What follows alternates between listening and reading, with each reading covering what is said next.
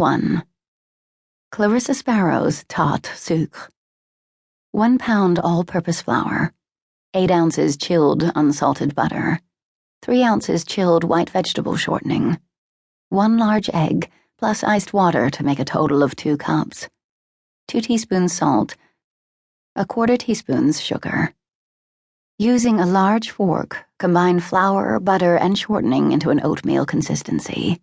Add salt, sugar, and liquid. Work lightly with hands into a ball. Roll out. Cut into a circle sufficient to cover a 9-inch tart pan. Sprinkle with 1/2 cup coarse unprocessed sugar. Bake in a preheated 425-degree oven until evenly browned. "Of course, both Edmund and I have been married before, Quill," Rose Ellen Whitman said in her soft, whispery voice.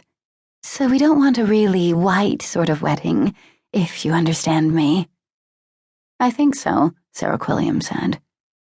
Somebody must have told Rose Ellen Whitman she looked like Audrey Hepburn. Quill thought she did, sort of. She had very dark hair drawn into a simple bun. Her eyes were dark, doe-like, and long-lashed. The illusion was enhanced by Rose Ellen's preference for elegant sheath dresses, high heels, and a string of very good pearls. Rose Ellen's boutique, Elegant Antiques, was the newest addition to the Hemlock Falls shops on Main Street. The prices had astonished the village.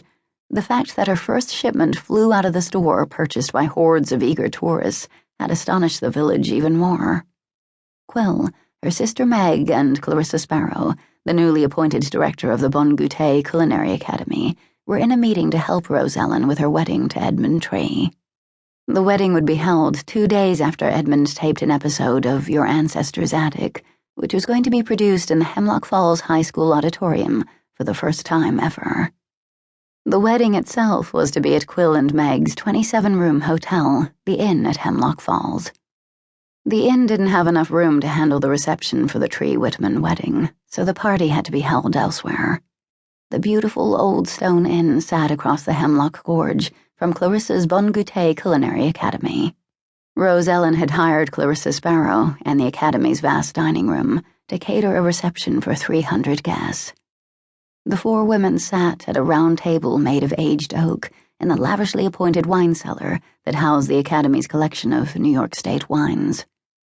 After the death of her husband in that same wine cellar some weeks before, Madame Levaque had decided the best way to keep the ghoulishly curious hordes out of the wine cellar and back in the gift shop, spending money, was to assign another function to the space. So it became the conference room. Quill, who was sensitive to atmosphere, had been a little unnerved throughout the planning of the wedding, and not just because the wine cellar had briefly housed a corpse. Meg was her much-loved sister. Clarissa was her best friend, and no matter how you looked at it, 2 young, ambitious gourmet chefs in the same small town were bound to be competitive.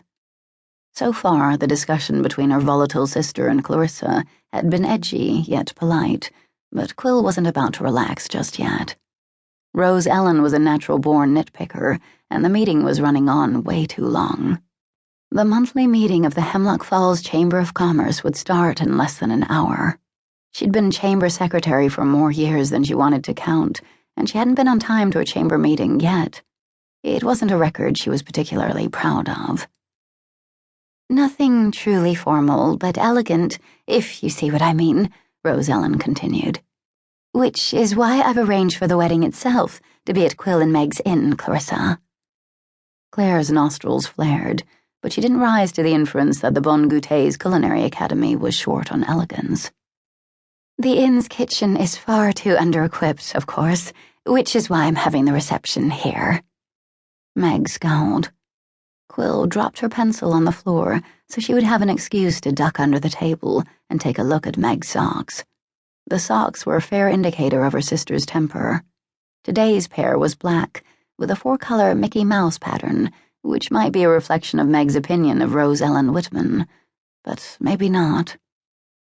"I think you've made very smart decisions," Clarissa said, with a set smile.